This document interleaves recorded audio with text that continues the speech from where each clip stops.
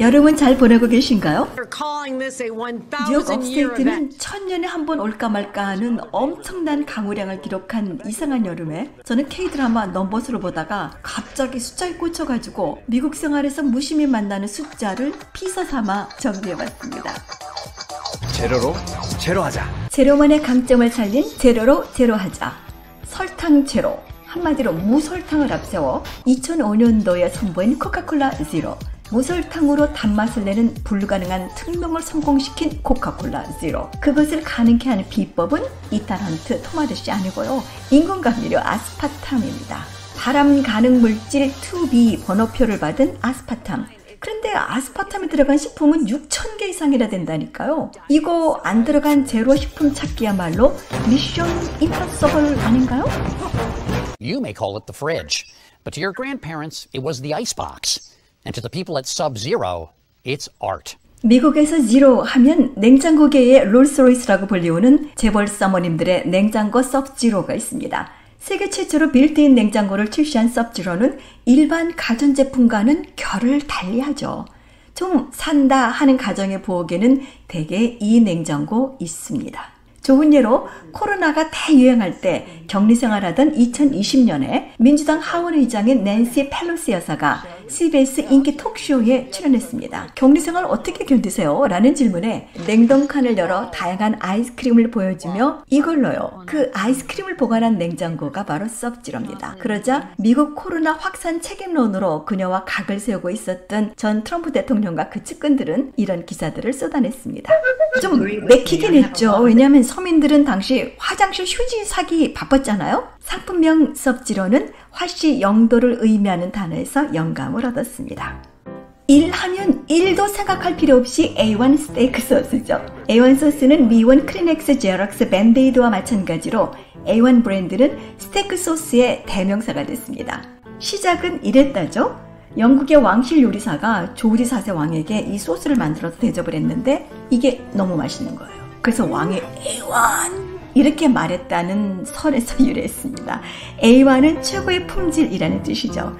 1960년대까지 인기 절정이었던 스테이크 소스 판매가 미 전국적으로 감소하기 시작합니다. 일단 미국인의 삶의 질이 향상되면서 대량 생산되는 A1 소스보다는 고급진 셰프들의 소스를 선호하게 됐습니다. 그래도 A1 소스에 오랫동안 길들여진 우리의 입맛은 하루아침에 바꾸기는 좀 어려웠던 것 같아요. 래퍼 니키 미나즈가 고급 레스토랑에서 셰프의 소스 대신 A1 소스를 달라고 했잖아요.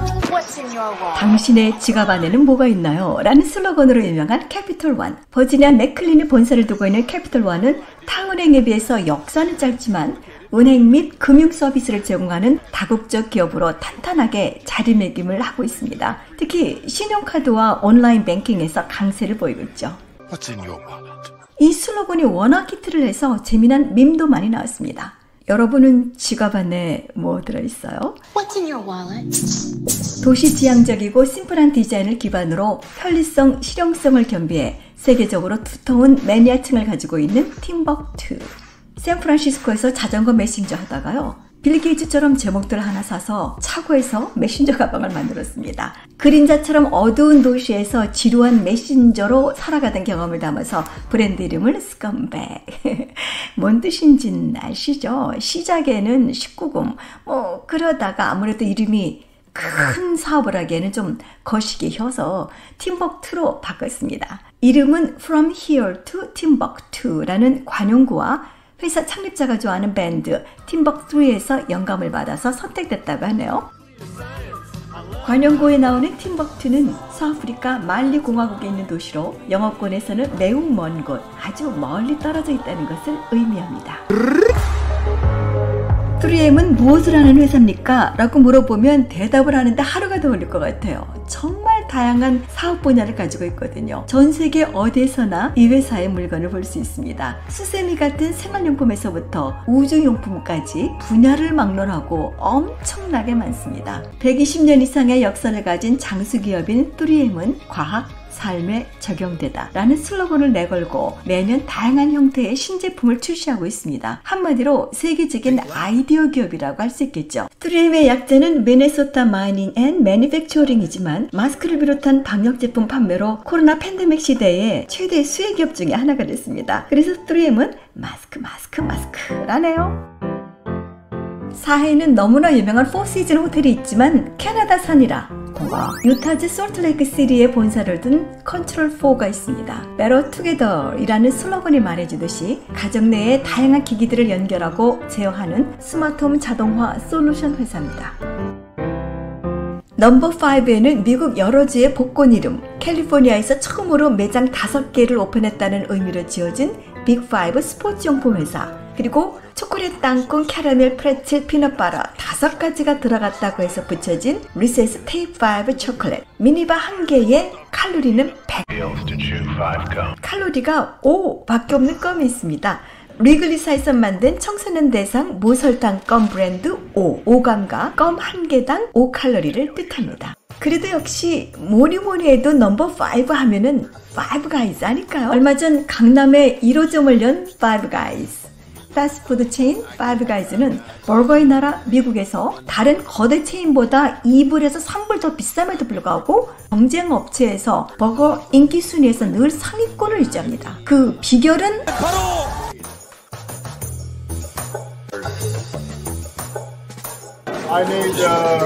오바마 씨가 대통령이던 시절 깜짝 방문에 화제를 모았던 파이브가이즈는 진실은 식스가이즈입니다.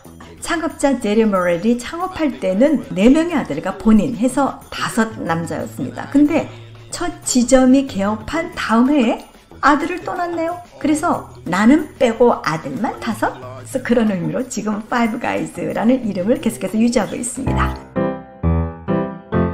1962년도에 캘리포니아 산타바바라에 52개의 객실을 갖춘 모텔이 개장됩니다. 하룻밤에 단돈 $6, 캐시 온리. 그리고 숙박비에 걸맞게 모텔 이름을 모텔 6라 지었습니다. 저가 숙박업소를 목표로 출발한 모텔 6는 초기에는 불필요한 것은 없애고 싼 숙박 체인이었기 때문에 모텔 안에는 텔레비전이나 레스토랑이 없었습니다. 그야말로 씻고 잠만 자는 곳이었죠. 90년대에 프랜차이즈 시스템을 시작을 하면서 지금은 미 전국에 1100개 이상의 체인을 가지고 있습니다. 모텔도 많이 업그레이드를 하기는 했습니다. 하지만 여전히 아침 식사를 할 수 없는 곳이 많습니다. 멀리서도 잘 보이는 네모난 네온 사인을 가진 모텔 6의 지금의 1일 숙박료는 물론 6불 아니구나.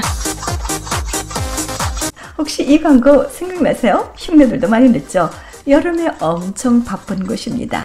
1961년 텍사스에서 개장한 이후 지금까지 미 전역에 총 27개의 식스플래그스 파크가 있지만 모두가 다 같지는 않습니다.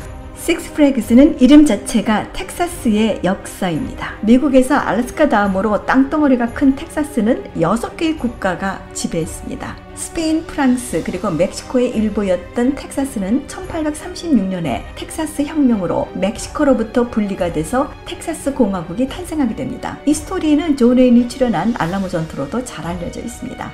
텍사스는 그 후 미국으로 합류돼서 미국의 28번째 주가 됩니다. 그러나 남북전쟁으로 텍사스는 남부 연방국의 일부가 됩니다. 그리고 남북전쟁이 끝난 후에 텍사스는 다시 미국으로 통합됩니다. 식스플래그스는 여러 국가들의 지배를 경험하면서 생성된 문화적 다양성을 상징하며 텍사스의 역사적 유산을 기념하는 테마파크의 이름으로 선택됐습니다. 이름이 간단해서 좋은 세븐업은 처음부터 그런 건 아니고요. 이름이 왜 세븐업이고 콜라가 아닌 소다일까 하는 것은 알만한 사람은 알고 모르는 사람은 몰라도 사는데 지정없는 이야기가 있습니다. 3등이 무척 싫었던 창업자, 죽을 똥을 싸가며 노력을 해도 코카콜라와 펩시는 넘사벽 하여 1960년에 세븐업은 콜라가 아님이라는 슬로건으로 대박을 치면서 드디어 맑은 음료 시장에서 1등 먹었습니다. 마케팅의 중요성이 강조된 사건이었죠. 그런데 말입니다. 챔피언의 달콤함에 취한 사이 코카콜라 사이에 스프라이트 기습 공격에 그만 음료 전쟁에서 2등으로 내려가게 됩니다. 하지만 10대 겨냥 마케팅 피도디도 캐릭터를 통해서 이름처럼 다시 1등 자리를 노리고 있습니다. 미국뿐만 아니라 세계 주요 도시의 거리를 따라서 걷다 보면은 익숙한 매장을 보게 됩니다. 아침 7시부터 밤 11시까지 영업시간을 강조하는 의미의 상호 세븐일레븐. 이렇게 흘러왔습니다. 재미난 사실 두 가지. 세븐일레븐은 세계에서 가장 큰 프랜차이즈 회사지만 미국의 알라바마를 비롯한 남부 대부분에는 없습니다. 하나 더. 로고의 마지막 N만 왜 소문자일까요? 정답 모르고 단지 하나라는 있습니다. 이렇게요. 세븐일레븐의 시그니처 슬러피 쉐이크부터 컵 사이즈가 심하게 큰 빅걸프 음료, 피자 등 편리하게 먹고 마실 수 있는 소위 편리함이라는 비즈니스 모델을 가진 기업 세븐일레븐. 휴일은 7월 11일이라는데요.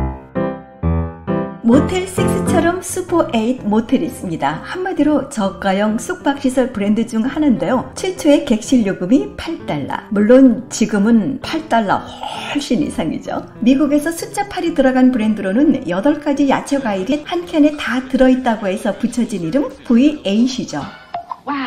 머리를 탁 치면서 와 나도 V8 마실 수 있었는데 라는 슬로건으로 유명한 V8. 한마디로 야채 주스의 대명사죠. 일찍이 미국의 대공황기인 1930년도에 저렴한 채소 영양식을 선보였습니다. V8의 성공은 같은 시기에 같은 이름을 가진 V8 팔기통 엔진 덕을 톡톡히 봤다는 후문도 있습니다.